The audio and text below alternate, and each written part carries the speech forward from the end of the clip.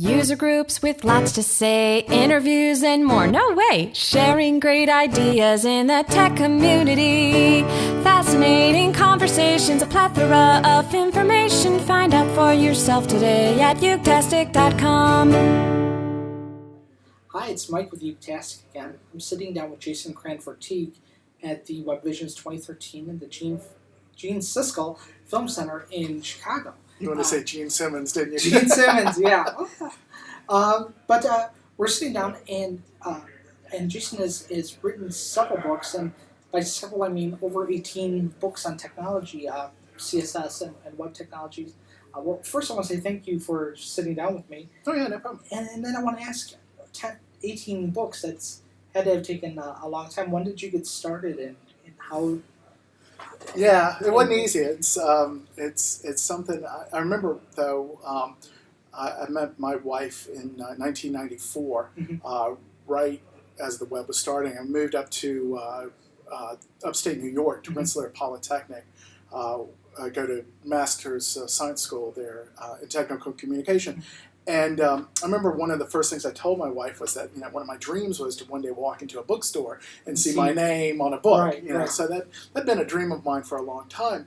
And so I got into the web around '94 and started doing stuff. And I actually was fortunate enough to go to school with a guy who wrote the first book on the web called The World Wide Web Unleashed. Oh, okay, the Unleashed book, yeah. Yeah, John December. And that was the very first book on the web. And he it kind of inspired me to want to do that even more. And so, after I graduated, I was working in web design early on, and I was one of the early adopters of frames. I know a lot of people, frames. I actually loved frames. Frames solved so many design problems for me. And so I did this really great site for a journal called Kairos, and did it all in frames. And I had an acquisitions editor from a company contact me and say, we saw this site you did, and we're looking for somebody to write a book about frames, about how, and they called it how to program HTML frames. And I pointed out to them, you don't really program frames. It's not like that. But I was young. I was like, I want to write a book. I don't care if you call it, if you call it the Satanic Verses. I don't care. I don't want to see my name. And so I wrote the book. I wouldn't say it's the greatest book in the world, but I learned a lot, and I got it out the door, and it sold okay. And so, what year was this? 1996. In fact, I just gotten married when I started writing the book, and my wife is oftentimes reminds me that she spent several months after we got married married to a book. Married to a book. So, but then we moved to London for a while, and so I got a writing project to help kind of pay the bills while I was over there, and that became it was a book for Peach Pit Press, part of the Visual Quick Start series, which was already popular at the time, became even more popular, and I wrote a book called DHTML for the World Wide Web, and Dynamic HTML. Yeah, and I probably owned your book at some point. You might have. It was very popular, and I knew that I wanted to talk more about CSS in it, so I let them.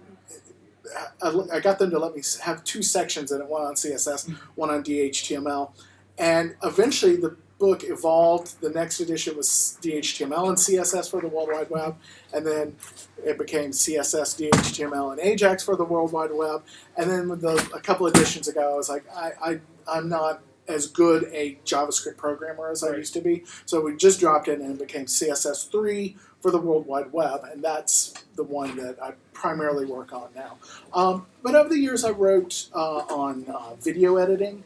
I did Final Cut Pro. My brother is actually a pretty decent filmmaker. He's a documentary filmmaker, won an Academy Award, so he knows what he's doing. Yeah, that's different level altogether. And he and I worked on a book on Final Cut Pro together, and I've done a few others, but mostly my interest has been in teaching designers how to do cascading style shoots. So I'm curious, looking at starting in '96, writing your first book, and then going into what I think is kind of the heyday of tech publishing, where you just couldn't print enough books. And then coming into the modern times, the late 2010s, publishing is starting to become a little less. Yeah.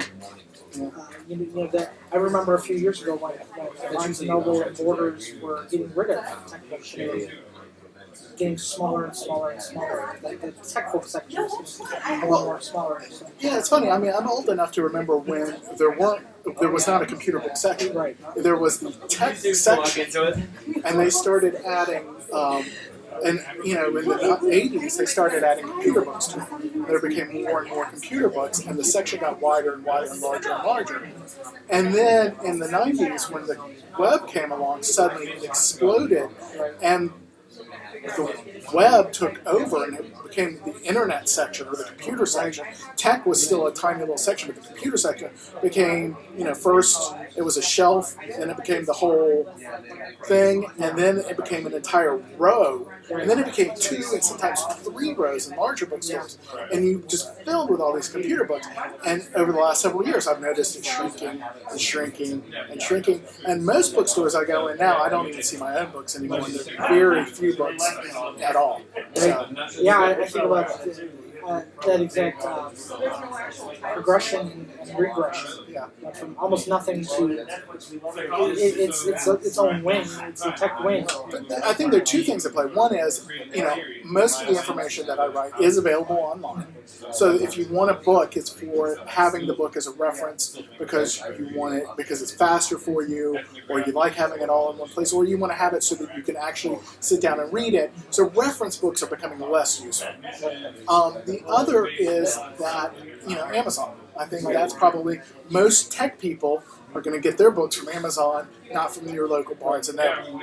So how has that affected your plans for? Are you continuing to write? Are you writing more books? I have been on a hiatus for the last year or 2. I haven't really written any books per se. The 6th edition of Visual Quick Start Guide, CSS Visual Quick Start Guide, the last thing I really worked on. I've been working on a lot of articles, and I've been enjoying that. I may do one on prototyping. I've been thinking a lot about writing a book on prototyping. And I want to get into writing also books on cyber culture. That actually was what drew me into the web originally. I was a designer, but I was also very much into cyber culture and cyberpunk. Back in when I graduated from my undergraduate program in 1992, my senior dissertation was on cyberpunk literature, if you can believe it back then. And that was Neil Stephenson and William Gibson. That was their heyday. Oh, well, they were more, he was, Neil Stephenson was late 90s, and William Gibson was kind of mid-80s to late 80s, and so there was a good body of work, and I was very interested in that, and seeing a lot of what they wrote about played out and seeing how it's happening today.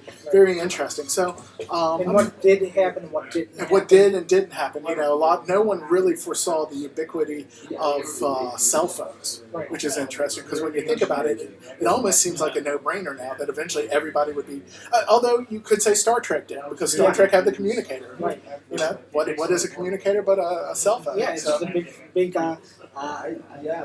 fancy cell phone. Yeah. So I've been doing a lot of studying on that because my career has been very diverse. I was the creative director for AOL Red, which was AOL's teen channel. So I did a lot of investigation into teens in the late 2010s. I was very much in the know about what the kids were up to back then, and what they were and weren't, and it's interesting to see how that's evolved some, because I now have a teenage daughter, and seeing what she's doing, and seeing a lot of the things that we knew were going to happen actually happen, it's really cool, and I'd like to write about that.